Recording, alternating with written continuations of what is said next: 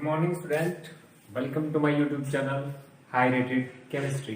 देखिए आज हम अपना जो है 11th क्लास का ही नेक्स्ट टॉपिक है हमारा, उसके बारे में हम पढ़ेंगे। जैसे टॉपिक को स्टार्ट करने से पहले कुछ भौतिक की जो मूल राशि है उनके बारे में जो है वो पता होना बहुत ज्यादा जरूरी है। तो बेसिकली मेरी रिक्वेस्ट है सबसे पहले आप सभी बच्चों से, अगर आप मेरे चैनल पर पहली बार विजिट कर रहे हैं, पहली बार मेरी वीडियो को देख रहे हैं, तो प्लीज आप लोग जो है इस चैनल को सब्सक्राइब कीजिए। तो चलिए अपनी वीडियो को ज्यादा लंबे ना करते हुए मैं सीधा अपने पॉइंट पर आता हूँ। तो रिक्वेस्ट मेरी यही है कि सभी बच्चे जो है चैनल को सब्सक्राइब कर लो और वीडियोस को दोस्तों के साथ ज्यादा से ज्यादा शेयर करें, ठीक है। तो चलिए देखिए, ये आपका जो अभी 11th का है पहला ही चैप्टर स्टार्ट हुआ है, वही चल रहा है अभी। तो यहाँ पे मैं कुछ भौतिक राशियों के बारे में जो है वो बात करने वाला हूँ, जिनका हम रसायन विज्ञान के अंदर बेसिकली यूज करते हैं। तो यहाँ मैं लिख रहा हूँ आपके एक तरफ भौतिक राशि, यहाँ पे है ये आपका भौतिक राशि, ठीक है बच्चे। इसके आगे मैं ऐसे कॉलम बनाऊंगा इसको ऐसे लंबा करके कि कुछ भौतिक राशि हमारे पास होती है जिनको आपको पढ़ना बहुत ज्यादा जरूरी है। तो एक तरफ कॉलम बनाएंगे सभी बच्चे भौतिक राशि, एक तरफ राशि के लिए प्रतीक, यहाँ क्या होगा राशि के लिए प्रतीक यानी कि सिंबल। दो कॉलम हो गए हमारे, तीसरा कॉलम आप जो है तीसरा कॉलम बनाएंगे मात्रक, यानी कि मात्रक क्या होता है, ठीक है। मात्रक भौतिक राशियों का मात्रक भी आप कह सकते हैं, ये क्या होता है मात्रक। तो चलिए सबसे पहले भौतिक राशि जो हमारे पास आती है निकल के, कुछ एक बेसिक चीज ही पढ़ेंगे, हम इतना ज्यादा डीपली जाएंगे नहीं है, ठीक है, क्योंकि अभी आपकी 11th क्लास है, इतना ज्यादा मैं आपको डीप में लेकर चला जाऊं तो वो भी सही नहीं रहेगा। तो बेसिक सा पढ़ेंगे तो जो इतना हो जाए कि हमारा जो कार्य है उसको करने में कोई दिक्कत ना हो। तो सबसे पहले जो हमारी भौतिक राशि वो है द्रव्यमान। क्या है बच्चों? द्रव्यमान, इसको मास भी बोलते हैं, ठीक है। तो द्रव्यमान के बारे में मैं आपको बताऊंगा कि द्रव्यमान क्या होता है, ठीक है। लंबाई, समय, ये भी महत्वपूर्ण है, लंबाई, इसके अलावा क्या है टी टाइम यानी कि समय। समय द्रव्यमान हो गया, लंबाई हो गया, समय हो गया, इसके अलावा आपका ताप, इसके अलावा वैद्युत धारा। फिजिकल के चैप्टर में आपको देखने को मिलेगी ये चीजें, ताप, समय, लंबाई, वैद्युत धारा। इसके अलावा द्रव्यांश, ठीक है, क्या है द्रव्यांश,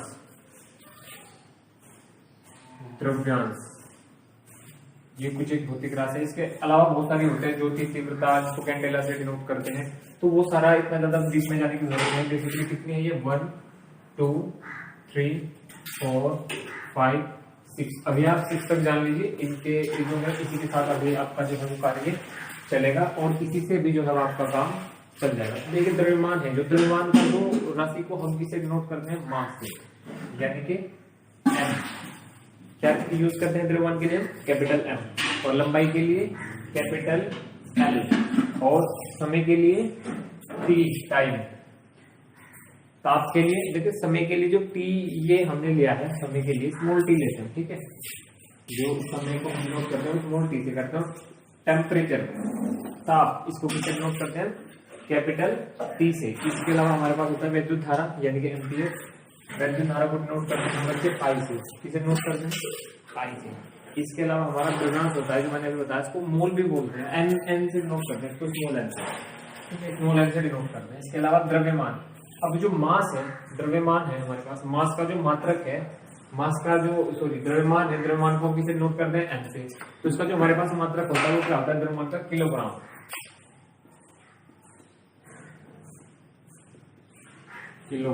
ठीक है। दूसरी चीज यहाँ पे है, जैसे हमारा मात्रक हो गया इसका किलोग्राम, हमने यहाँ पे लिख दिया, ठीक है। किलोग्राम को और क्या बोलते हैं? केजी, शॉर्ट में इसको ऐसे बोलते हैं या केजी। इन चीजों का भी आप ध्यान रखेंगे। दूसरा लंबाई, लंबाई हमारे पास, लंबाई को हम एल से डिनोट करते हैं और लंबाई का मात्रक क्या होता है? मीटर। क्या होता है? मीटर। हम इसको ऐसे लिखते हैं या फिर इसको ऐसे लिखते हैं, ठीक है। समय टी, समय किसको समय का जो मात्रक होता है वो क्या होता है? सेकंड। सेकंड को हम कैसे लिखते हैं? या तो हम ऐसे लिखते हैं सेकंड, या हम ऐसे लिखते हैं सेकंड, ठीक है। इसके अलावा मैं इसको ब्रैकेट में कर देता हूँ केजी। ताप, टेम्परेचर, देखिए टेम्परेचर को बेसिकली हम किसमें डिनोट करते हैं? केल्विन में करते हैं। किसमें? केल्विन में। कैपिटल के। इसके अलावा हमारा ताप हो गया वैद्युत धारा। वैद्युत धारा हमारा होता है एम्पियर, ठीक है, क्या होता है एम्पियर, और इसको हम एम्पियर से डिनोट करते हैं, कैपिटल ए, ठीक है। इसके बाद हमारा द्रव्यमान, द्रव्यांश, द्रव्यमान नहीं, द्रव्यांश, द्रव्यांश, ध्यान देंगे सभी बच्चे, गलती नहीं करेंगे। इसको हम स्मॉल एन से डिनोट करते हैं बच्चे, ठीक है, इससे स्मॉल एन, और स्मॉल एन इसको हम बोलते हैं मोल, को इसको डिनोट करते हैं MOL। तो ये कुछ भौतिक राशियां हैं। अब वीडियो में आगे जाने से पहले मैं एक बार रिपीट कर दे रहा हूँ कि सारी जो भौतिक राशियां हैं, इनके राशियों के लिए क्या प्रतीक होते हैं, क्या इनका मात्रक होता है। सबसे पहला द्रव्यमान होता है। द्रव्यमान को हम कैपिटल एम से डिनोट करते हैं, यानी कि मास, और उसकी जो यूनिट होती है वो किलोग्राम होती है। उसके अलावा लंबाई है, लंबाई को हम कैपिटल एन से डिनोट करते हैं, और इसको हम जो है लंबाई को मीटर में, जो उसका मात्रक होता है लंबाई का वो होता है मीटर। इसके अलावा समय होता है हमारे पास, समय को हम स्मॉल टी से डिनोट करते हैं, और उसकी यूनिट होती है यानी कि उसका जो मात्रक होता है, मात्रक वो होता है समय का सेकंड, ठीक है, स्मॉल टी का सेकंड होता है। तो इसके अलावा हमारा टी, कैपिटल टी होता है हमारा टेम्परेचर, यानी कि ताप, और ताप जो होता है हमारा उसको हम केल्विन में डिनोट करते हैं, यानी कि कैपिटल के। उसके अलावा हमारे पास में वैद्युत धारा है एम्पियर, उसको हम एम्पियर बोलते हैं, और कैपिटल ए से डिनोट करते हैं। उसके अलावा द्रव्यांश हमारा, द्रव्यांश हमारा जो होता है वो स्मॉल एन से डिनोट करते हैं उसको, और मोल उसको बोलते हैं, और उसकी यूनिट होती है मोल। तो बस अभी सिंपल सी एक छोटी सी टेबल है, इसको याद रखो। तो अगले वीडियो को स्टेप में पढ़ते हैं हम, सभी बच्चे इसको नोट कर लेंगे, ठीक है बच्चे, एक बार इसको नोट कर लीजिए। आप कुछ टर्म्स की, कुछ शब्द, कुछ पद, और वो टर्म्स कैसे, जिनको हमें बेसिक नॉलेज इनकी होनी चाहिए। सपोज दैट मैं लेता हूं सबसे पहले घनत्व की, घनत्व क्या होता है, ठीक है, the mass per unit volume of a substance is called density, यानी कि घनत्व हम किसी को भी बोल सकते हैं। बेसिकली मैं ज्यादा डीप में नहीं जाऊंगा, घनत्व की सिंपल सी डेफिनेशन होगी, सिर्फ एक दो लाइन में आपको याद रखने, बस पता होना चाहिए कि घनत्व किसे कहते हैं। तो सभी बच्चे पहले यहाँ पे हेडिंग बना ले जाए, एक नंबर पर घनत्व, घनत्व यानी कि density, the mass per unit volume of a substance is called density. तो इसके बारे में लिखे सभी बच्चे, किसी पदार्थ का घनत्व उसके, इसी में मैं भी लिख देता हूं अपने साथ में, किसी पदार्थ का घनत्व उसके इकाई, सभी बच्चे इसको जो है ना बच्चे वो डेफिनेशन को नोट कर लेंगे, ठीक है। इकाई आयतन का द्रव्यमान होता है, ठीक है, इकाई आयतन का द्रव्यमान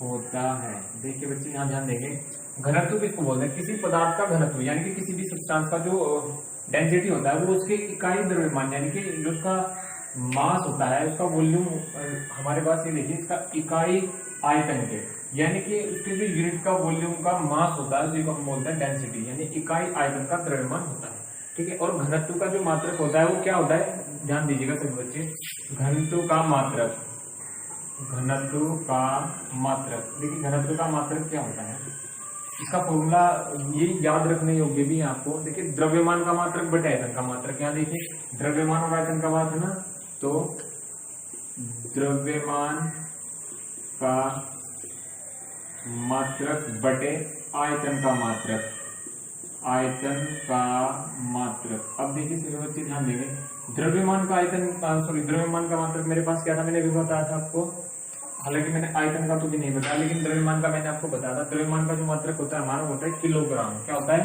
बेटा, ध्यान देंगे तो बच्चे किलोग्राम, और आयतन का जो होता है वो मीटर क्यूब होता है। तो इसका जो मेरे पास फॉर्मूला निकल के आया, और घनत्व का टोटल मास फॉर्मूला क्या होगा, फिर जब इन दोनों को हम देख लेंगे तो हो जाएगा वो किलो, ये किलोग्राम मीटर क्यूब हो जाएगा वो, ठीक है, केजी। ये क्या है हमारा घनत्व का फॉर्मूला है, इसको आप जो है वो इसको नोट कर लीजिए, ठीक है।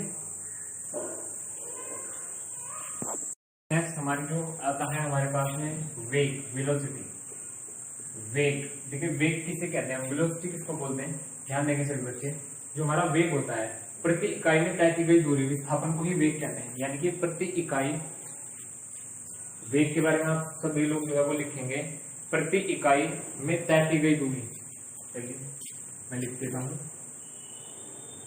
प्रति इकाई में तय की गई दूरी।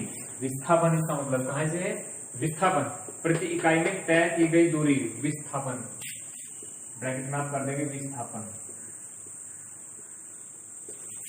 को वेग कहते हैं। अब वेग की बात है वेलोसिटी की, ठीक है, वेग यानी कि वेग बराबर हमारा क्या होगा, वेग इज इक्वल टू, या वेलोसिटी इज इक्वल टू हमारे पास हो जाएगा बच्चे मीटर पर सेकेंड, ठीक है, क्या हो जाएगा, यानी वेग, पहले तो इसको हम बड़ा करके लिखते हैं, वेग का होता है विस्थापन बटा समय, विस्थापन बटा समय। अब हमें इसका जो फॉर्मूला निकालना है, मतलब वेग की जो है, हम वेग के बारे में बताना है, तो विस्थापन यानी कि दूरी, दूरी किसमें हम मेजर कर रहे थे, मीटर में, ठीक है बेटा, किसमें मेजर कर रहे थे दूरी को, मीटर में, और समय को किसमें कर रहे थे हम, यहाँ देखिएगा, समय को किसमें कर रहे थे हम, सेकंड में। तो अगर मैं आपसे बोलूं कि वेग जो है, तो मेरा वेग क्या बन जाएगा, यहाँ से वेग बराबर क्या हो जाएगा मेरा, मीटर पर सेकंड, ठीक है, या वेग को मैं ऐसे लिख सकता हूं, वेग बराबर मीटर पर सेकंड,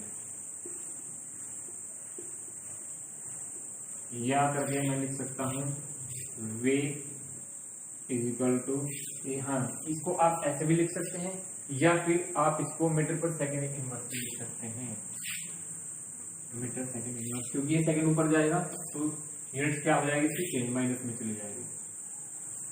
ये वेग की बात हो गई, इसको भी आप नोट कर लीजिए बच्चे।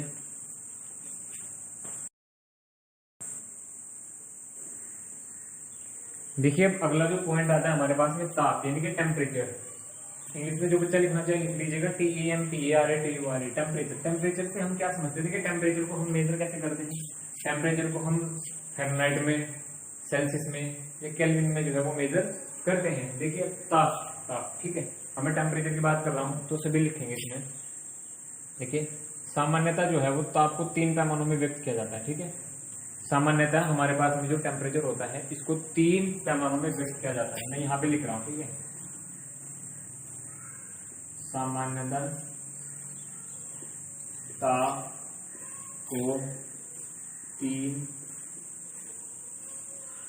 ताप को 3 पैमानों में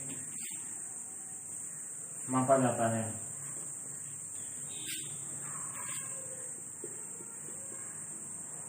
first one, second one and third one. वो कौन से 3 पैमाने हैं जिनको हम ताप को जो है 3 पैमानों में जो है वो मेजर किया जाता है या व्यक्त किया जाता है। पहला है हमारा डिग्री सेल्सियस, इसको हम बोलते हैं डिग्री सेल्सियस। ध्यान देंगे सिर्फ बच्चे, डिग्री सेल्सियस। एक पैमाना तो हमारा ये हो गया इसका डिग्री सेल्सियस का। दूसरा डिग्री फ़ारेनहाइट, डिग्री फ़ारेनहाइट दूसरा मेरा ये हो गया। तीसरा मेरा केल्विन हो गया, केल्विन। मैं क्या लिख देता हूँ, केल्विन। ये जो जीरो आपको दिखाई दे रही है इसको जीरो नहीं है, डिग्री बोलते हैं इसको, ठीक है, डिग्री सेल्सियस, डिग्री सेल्सियस या डिग्री फ़ारेनहाइट। बस इतना याद रखो कि जो हमारा टेम्परेचर होता है उसके मोस्टली 3 पैमानों में जो है उसको व्यक्त किया जाता है, डिग्री सेल्सियस में, डिग्री फ़ारेनहाइट में या फिर केल्विन के अंदर। अब मैं आपको इसके बारे में कुछ और आगे बताऊंगा। तो अभी तक बस आप इतना याद रखें कि जो है वो इसको हम 3 तरीके से रिप्रेजेंट करते हैं। इसके अलावा हमारा जो नेक्स्ट टॉपिक है, यहाँ से हमारी जो रासायनिक विज्ञान है इसकी थोड़ी स्टडी स्टार्ट होती है। ये सब चीजें अभी तक जो चल रही थी वो बेसिक है, इसको आप नोट कर लीजिए या स्क्रीनशॉट ले लीजिए इसका। चलिए मैं इसको रख कर देता हूँ फिर, ठीक है। अब देखिए सबसे पहला टॉपिक जो मेरा निकल गया था, वैज्ञानिक संकेतन। क्या निकल के आया, वैज्ञानिक संकेतन यानी कि साइंटिफिक इंडिकेशन या साइंटिफिक इंडिकेशन, इसको हम बोलते हैं वैज्ञानिक संकेतन। मैं यहाँ पे लिख रहा हूँ वैज्ञानिक संकेतन। अच्छा, वैज्ञानिक संकेतन नाम आपने सुना है, साइंटिफिक इंडिकेशन, ठीक है। साइंटिफिक इंडिकेशन हमारे पास क्या है, देखिए आपने जैसे नाम सुना इसका वैज्ञानिक संकेतन, तो इसका मतलब कोई संकेत दे रहे हैं किसी चीज का, वैज्ञानिक है तो साइंटिफिक होगा जरूर। तो चलिए अब हम देखते हैं कि ये असली माजरा इसके ऊपर पीछे है क्या, इसका रीजन क्या है। देखिए रसायन विज्ञान जो है वो बेसिकली परमाणु और अणुओं के अध्ययन से संबंधित है, इसका सभी को पता है, ठीक है। तो इसी वजह से क्या होता है, इनके जो द्रव्यमान होते हैं बहुत ज्यादा कम होते हैं। वैज्ञानिक जो अणु होते हैं हमारे, अणु परमाणु आयन कण कुछ भी, इनके जो मोस्टली द्रव्यमान होते हैं बहुत ज्यादा कम होते हैं, बहुत ही ज्यादा कम, यानी कि लंबी डिजिट में होते हैं वो, ठीक है। जो इनके अणु परमाणु इनके जो मोलर वेट होते हैं, मोलर मास होता है इनका, वो बहुत ज्यादा लंबी डिजिट में होता है क्योंकि बहुत ज्यादा कम होते हैं। तो इसीलिए बनाए गए हैं वैज्ञानिक संकेतन, यानी कि उन संकेतों को डिनोट करने के लिए। अब जब इनके द्रव्यमान इतने ज्यादा कम होते हैं, इनकी संख्या बहुत लंबी होती है, ठीक है। तो अब आप ऐसा अंदाजा लगा लीजिए, 2 ग्राम हाइड्रोजन में अणुओं की संख्या मुझे बतानी है। 2 ग्राम हाइड्रोजन में अणुओं की संख्या, अब ये मुझे बतानी है। देखिए वेट कितना है मेरे पास, ओनली 2 ग्राम, यानी कि 2 ग्राम, इसमें मुझे अणुओं की संख्या बतानी है। भैया ये तो अरोड़ों करोड़ों खरबों पता नहीं लाखों कितना होगा, तो इस संख्या को हम कैसे बोलेंगे, कैसे इस संख्या को हम याद रखेंगे। तो उसका शॉर्ट ट्रिक इन्होंने दिया है जो वैज्ञानिक संकेतन में दिया हुआ है। पहले मैं आपको बताऊंगा कि कितनी होती है, ये ज्यादा होती है वो, देखिए मैं बता रहा हूँ आपको कितनी होती है।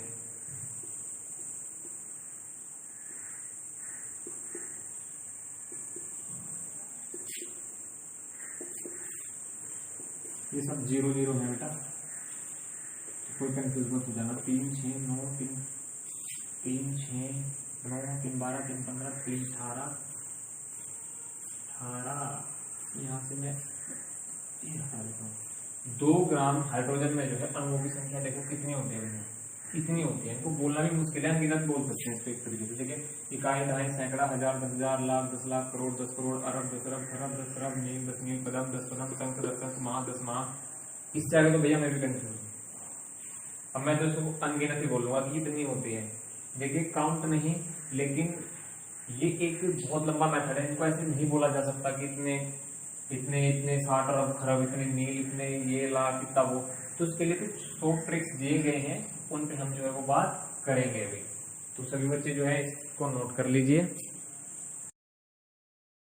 देखिए यदि हम वैज्ञानिक संकेतन की बात करें बच्चों, तो इसमें संख्याओं को जो है वो जोड़ घटा गुना भाग बहुत ही कॉम्प्लिकेटेड तरीके से यहाँ पे जो है वो किया जाता है, लेकिन बहुत ज्यादा सिंपल है।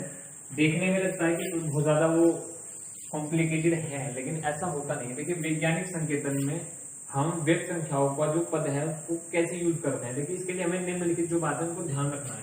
पहला गुणा, जैसे गुणा करना भाग करना, ठीक है, ऐसे गुणा करना या भाग करना, ठीक है। तो अब मैं एक एग्जाम्पल के तौर पर मैं थोड़ा सा कुछ डिजिट लूंगा, उसको हम गुणा भाग करके देखते हैं। चलिए मैं ले लेता हूँ, यहाँ पे बुक से ही ले रहा हूँ मैं, ठीक है। जो बुक की डिजिट है वही ले रहा हूँ, अपनी तरफ से कुछ नहीं ले रहा हूँ, ठीक है। 5.6 इंटू 10 की पावर 5, एक तो मेरे पास हो गया ये, ठीक है, ये वाली कड़ी हो गई। दूसरा है 6.9 इंटू 10 की पावर 4, 6.9 इंटू 10 की पावर 4, ठीक है। अब इनकी क्या करना है, मुझे गुना करना है। तो कितने बच्चे ऐसे हैं जिसको गुना को जो है वो कर सकते हैं। चलिए अब देखिए क्या होगा, इसकी गुना किस तरीके से होगी, बताइए आप सभी बच्चे। देखिए गुना तो बेसिकली हो जाएगी, ये चीज हम एक तरफ लेंगे, ये चीज और ये चीज एक तरफ लेंगे। देखिए ध्यान दीजिएगा, जो 10 की पावर 5 10 की पावर 4 है, हम इसको एक तरफ लेंगे, यानी कि हमारे जो घातांक है, घात वाले हैं, जिनकी घात है, इनको हम एक साइड कर देंगे, और जो बचा हुआ मटेरियल है, जो बचा हुआ मैटर है हमारा, उसको एक तरफ लेंगे। देखिए 5.6 इंटू 6.9। अब मेरे पास यहाँ पे क्या बचा बच्चों, यहाँ ध्यान दीजिएगा, मैंने इसमें से ये ले लिया और इसमें से ये ले लिया। अब दोनों मैंने यहाँ पे ले लिए, तो मेरे पास क्या बचा, इसको मैं ब्रैकेट में क्लोज कर देता हूँ। अब मेरे पास क्या बचा, 10 की पावर 5 इंटू 10 की पावर 4, और जब मल्टीप्लाई में होता है तो दोनों जुड़ जाते हैं। यहाँ पे देखिए 10 की पावर 5 प्लस 4, ध्यान देंगे सभी बच्चे, जो 10 की पावर 5 थी ये वाले और 10 की पावर 4 भी थी, यहाँ दोनों की जो ऊपर की घात है वो जुड़ जाएंगी। ये जब दोनों को हम जोड़ देंगे तो कितना आ जाएगा टोटल, मैं इसको ब्रैकेट क्लोज कर देता हूँ। देखिए ये दोनों जुड़ के क्या आ गया, 10 की पावर 9, 10 की पावर 5 है और 10 की पावर 4 है, तो मैंने 10 ना लिख के सीधा 4 लिख दिया यहाँ पे, तो इनको हमने जोड़ दिया। ठीक है, अब दूसरी चीज हमारे पास में, अब 5.6 और 6.9 की जब हम कैलकुलेशन करेंगे यानी कि गुणे करेंगे, तो अब क्या हो गया, देखिए सिंपल हो गया मेरे लिए, ये तो हो गया, ये चीज तो कैंसिल हो गई पावर पावर। अब क्या हुआ यहाँ से 5.6 इंटू 6.9 इंटू, अब तो हर कोई जो है वो कैलकुलेशन कर लेगा, क्योंकि अब इसमें कुछ इतना खास चीज बचा नहीं है। तो यहाँ से इन दोनों की जब हम करेंगे तो कितना आ जाएगा 38.64, इन दोनों की जब मल्टीप्लाई करेंगे 38.64 इंटू 10 की पावर 9, इन दो की मल्टीप्लाई आ गया मेरा 30, सॉरी हाँ ये 30 है यहाँ पे, इन दोनों की मल्टीप्लाई 38.64 इंटू 10 की पावर 9, यही तो मेरा आंसर है बस। अगर अब मैं इस 38 को 3 करता हूँ, यहाँ पे वैज्ञानिक संकेतन में इसको लिखता हूँ, यानी वैज्ञानिक संकेतन का मतलब एक अंक के बाद दशमलव, अगर मैं यहाँ पे एक अंक के बाद ये दशमलव मेरी अभी यहाँ पे, ठीक है, तो अब मैं इसको लिखता हूँ 3.864 इंटू 10 की पावर 9 है, तो कितना हो जाएगा 10 हो जाएगा, क्योंकि मैं अपने दशमलव को एक अंक इधर ले गया तो मेरी उधर क्या हो जाएगी, एक जीरो बढ़ जाएगी, तो दैट इज आंसर। ठीक है, ये छोटा सा एक मेथड था, अभी हम आगे उससे रिलेटेड और न्यूमेरिकल जो है वो देखेंगे। अभी तक मैंने जो पावर आपको प्लस वाली पावर में ली थी, ठीक है बच्चे, क्या लिया था, प्लस वाली जो पावर थी वो प्लस में लिया था। अब हम पावर माइनस में देखेंगे, चलिए मैं एक और ले लेता हूँ, सेकंड पोर्शन है इसका 9.8। देखिए अपनी तरफ से मैं कुछ नहीं ले रहा हूँ, आपको बता दूं मैं एनसीईआरटी बुक का पैटर्न ही फॉलो करने वाला हूँ, वही मैं करता हूँ, ठीक है, उसी से मैं ले रहा हूँ सब चीजें, अपनी तरफ से कुछ रामायण नहीं लिया मैंने अलग से। लेकिन 9.8 कितना है, 9.8 इंटू 10 की पावर -2, 9.8 इंटू 10 की पावर -2, एक कॉलम में तो मेरे पास ये दिया हुआ है, यानी कि एक जो ब्रैकेट है उसमें ये दिया है, एक में दिया है 2.5 इंटू 10 की पावर -7, 2.5 इंटू 10 की पावर -7, दो कॉलम मेरे पास ये दिए हुए हैं, और इन दोनों के बीच में बेटा क्या है, गुणे का निशान है, यानी कि गुणे का क्या है वो चिन्ह है। तो अब हम इसको करेंगे, देखिए ये चीज हम एक तरफ लिखेंगे, ये मैंने आपको पहले भी बताया है कि जो हमारे जैसे हम एक्स वाई करते हैं, चर घातांक, सॉरी चर राशि अचर राशि, ऐसे ही हम सिंपल वाले वर्ड एक तरफ करेंगे और ये जो घातांक वाले उनको एक तरफ करेंगे। पहले सिंपल देखो क्या है इसमें, 9.8 इंटू यहाँ से ये ले लिया, यहाँ से क्या लूंगा 2.5, एक ब्रैकेट में ले लो बेटा, ठीक है ओके। अब गुणे में मेरे पास क्या है 10 की पावर -2, अब यहाँ ध्यान देंगे सभी बच्चे, 10 की पावर क्या है यहाँ पे -2, और एक तरफ 10 की पावर कितना है मेरे पास में -7, ब्रैकेट क्लोज। सभी बच्चे ध्यान देंगे, यहां से मैंने ये ले लिया और यहां से मैंने ये ले लिया, ये दोनों इधर, ये दोनों इधर, इस ब्रैकेट में मैंने क्या ले लिया, पहले ब्रैकेट में 9.8 और 2.5, अब मेरा बचा 10.2 और 10.7, ये माइनस की पावर है, तो ये मल्टीप्लाई में एज इट इज मैंने मल्टीप्लाई में रखा, 10 की पावर -2 और 10 की पावर -7, इसको मैंने यहाँ क्या कर दिया, इधर ले लिया।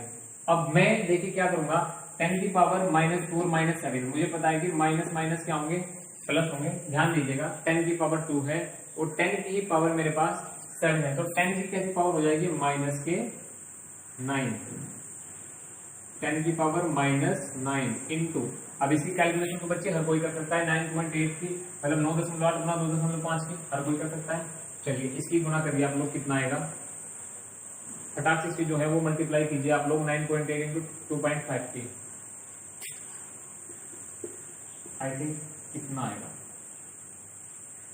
अब अगर मुझे इसको, सॉरी यहाँ पे 9 है इसकी पावर, ठीक है, अब ये 24.50 आया है, इसको 24.50 नहीं बोलेंगे, क्योंकि डिजिट के बाद हम ऐसे नहीं बोल सकते, मेरे पास 5.796 है, 5.796 या 5.796, हम इसको ऐसे नहीं बोल सकते 5.796, नहीं ये गलत होगा, या 5.796 ऐसा नहीं बोलेंगे, एक एक करके बोलेंगे डिजिट के बाद, 5.796, ठीक है। तो बोलने का भी एक अपना मेथड होता है, वो धीरे धीरे जैसे हम आगे बढ़ेंगे वो समझ जाएंगे। अब हम क्या करेंगे बच्चे, यहाँ से देखेंगे इसको, अब मैं अगर एक दशमलव ये दशमलव यहाँ पे है, इसको इधर ले आता हूँ मैं 2.4। जब मैं वैज्ञानिक संकेतन की बात कर रहा हूँ, मैं किसकी बात कर रहा हूँ, फाइनल में मैं वैज्ञानिक संकेतन में लिख रहा हूँ इनको, क्या ध्यान देंगे, 2.450 इंटू 10 की पावर -8, क्योंकि एक पावर में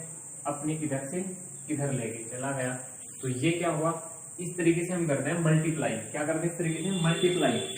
और पहले मैंने प्लस प्लस वाली पावर की थी, अब मैंने माइनस माइनस पावर वाली की थी। अब एक एग्जांपल करेंगे हम डिवाइड वाला, यानी कि भाग वाला, ठीक है।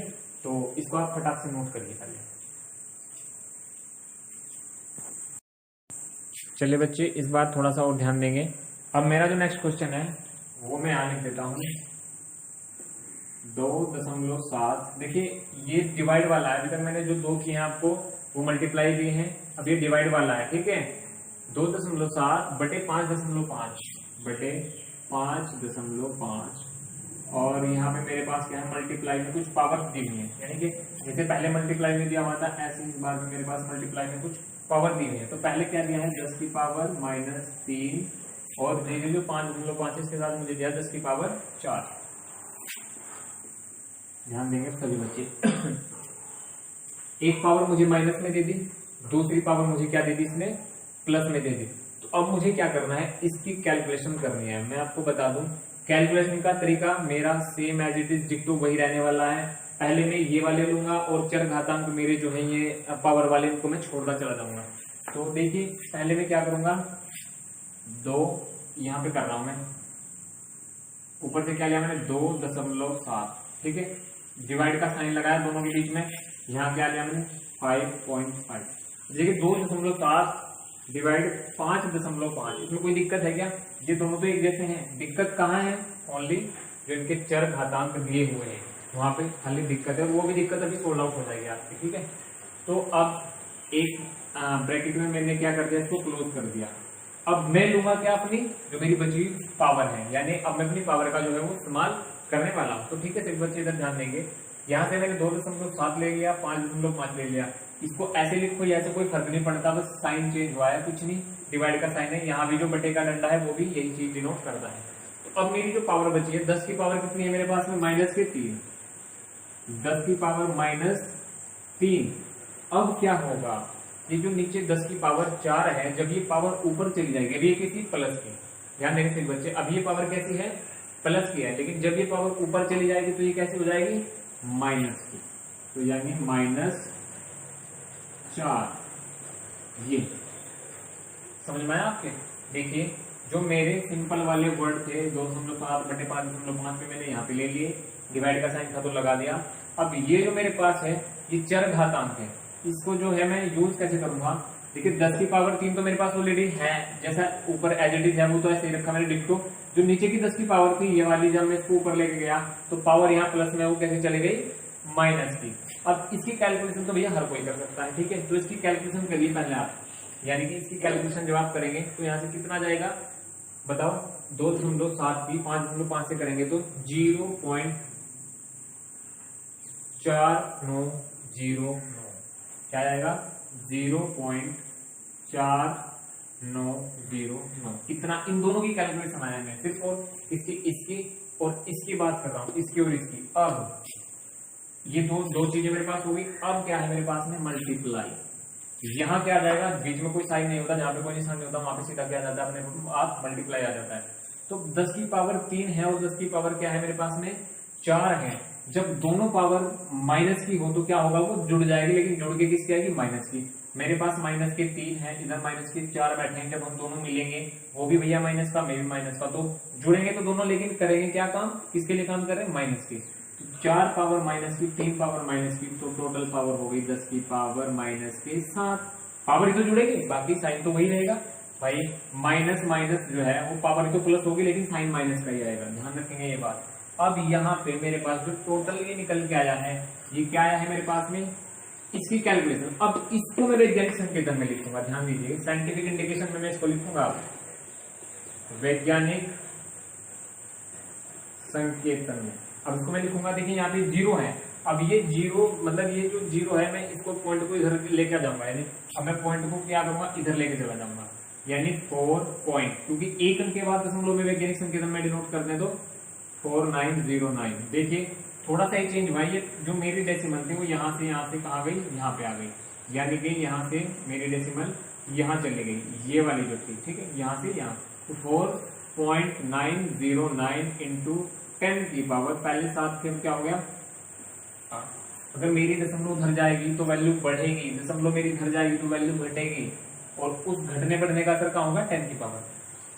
तो फाइनली क्या आ गया यहाँ से 4.909 इंटू 10 की पावर -8 इज माई आंसर।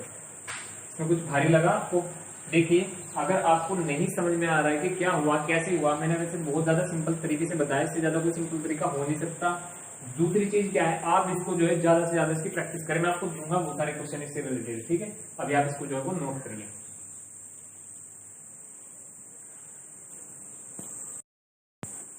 तो प्यारे बच्चों आज हमने क्या किया, आज हमने जो वैज्ञानिक संकेतन के कुछ सिंबल्स थे, सिंबोलिक चीजें थी, उनको क्या गुना करना और भाग करना सिखा दी। आज हमने वैज्ञानिक संकेतन यानी कि साइंटिफिक इंडिकेशन में जो हमारा मल्टीप्लीकेशन है और डिवाइडेशन है, यानी कि भाग करना और गुना करना हमने सीखा। अब नेक्स्ट वीडियो में हम क्या करेंगे, योग करना सीखेंगे बेटा और घटाना सीखेंगे। ध्यान देंगे सभी बच्चे। इससे अगली वीडियो जब आएगी मेरी, कल या परसों में आपको मिल जाएगी वो वीडियो। तो वीडियो को देखने के लिए आप मेरे चैनल पे आएंगे, तो मेरे चैनल पर आपको यूट्यूब पर सीधा आगे लिखना होगा हाई रेटेड केमिस्ट्री। मैं आपको स्पेलिंग बता दूं, आप जैसे यूट्यूब में जाएंगे वहां डायरेक्ट लिखें आप HIGHRATED high rated chemistry, CHEMISTRY। ध्यान देंगे जैसे आप यूट्यूब को ओपन करते हैं वहां लिखना है आपको हाई रेटेड केमिस्ट्री, सीधा वहां पे मेरा फोटो आपको दिखेगा, यहाँ पे उस पर क्या होगा, मेरी फोटो होगी जो मेरा आइकन है, उसके बराबर में सब्सक्राइब लिखा हुआ आएगा। जैसे आप मेरी वीडियो को खोलेंगे वहां आपको पूरी प्लेलिस्ट मिल जाएगी, तो आपकी बहुत ज्यादा वहां से जो है वो हेल्प हो जाएगी। आप जो है अच्छी तैयारी कर सकते हैं केमिस्ट्री की। केमिस्ट्री आपको ऐसा नहीं लगेगा कि बहुत ज्यादा टिपिकल सब्जेक्ट है। आज हमने बात करी वैज्ञानिक संकेतन में जो गुणा कैसे होती है, भाग कैसे होती है, घनत्व के बारे में हमने जाना, वेग के बारे में हमने जाना, समय के बारे में हमने जाना, तापमान के बारे में हमने जाना, कुछ भौतिक राशियां थी जैसे लंबाई, उसके मात्रक, द्रव्यमान, उनके मात्रक, ऐसा यूनिट, तो हमने कुछ चीजें जानी। अब हम जो वैज्ञानिक संकेतन है उसमें योग करना और घटाना सीखेंगे अगली वीडियो में, और उससे अगली वीडियो में हम सिखाएंगे एक्सरसाइज पे, काहे पे, एक्सरसाइज पे। तो प्लीज अभ्यास हम जो है अगली वीडियो में करेंगे, क्योंकि इसका भी थोड़ा सा पोर्शन जो है वो भी बाकी है। तो प्लीज आप लोगों से मेरी रिक्वेस्ट है, अगर आप मेरे चैनल पर पहली बार आए हैं तो प्लीज आप लोग हाई रेटेड केमिस्ट्री, यहाँ देखिए ऊपर जो स्लाइड चल रही है हाई रेटेड केमिस्ट्री, इसको आप जो है वो चैनल को सब्सक्राइब करेंगे। क्या करेंगे, सब्सक्राइब करेंगे। इसके अलावा मेरे चैनल को आप लोग लाइक करेंगे, आप मेरे चैनल को क्या करेंगे, लाइक करेंगे, ठीक है। तो मिलते हैं नेक्स्ट वीडियो में। Thank you class, keep support.